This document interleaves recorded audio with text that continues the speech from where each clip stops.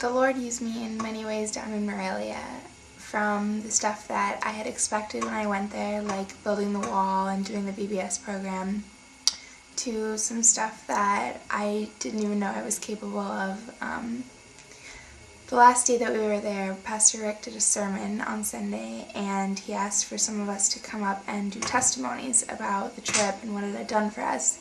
And I've never really talked in front of a church before, except for then, and nobody stood up, and I felt like that's what God wanted me to do, was to go up there and talk about my family and how the trip brought us together again.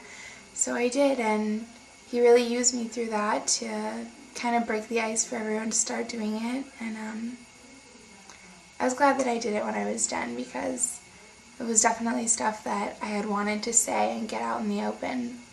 So the Lord gave me an excellent opportunity to do that.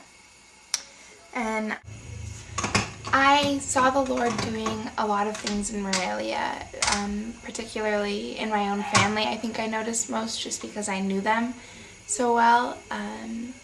He stretched my mom to get more comfortable to different eating conditions and different bugs.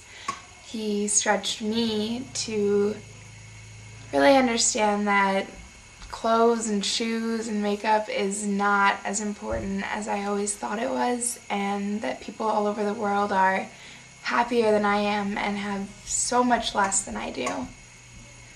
He also, I think, brought the two groups together. Our church group, which we've always been strong together. You all know at C3 we're a great church. But he brought us together with the Morelia church, and from what I heard, he brought them together too.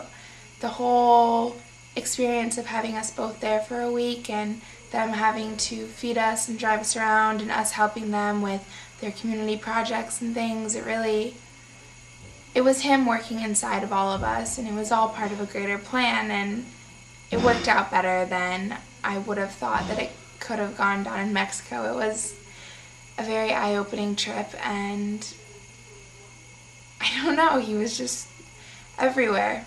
It was like nothing I've ever experienced.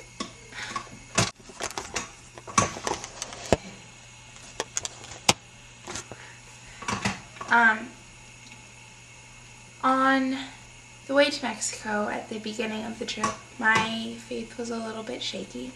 I was nervous about the whole trip, and I wasn't sure that that was where I wanted to be going, or that that's where I was supposed to be going, but that opinion quickly changed.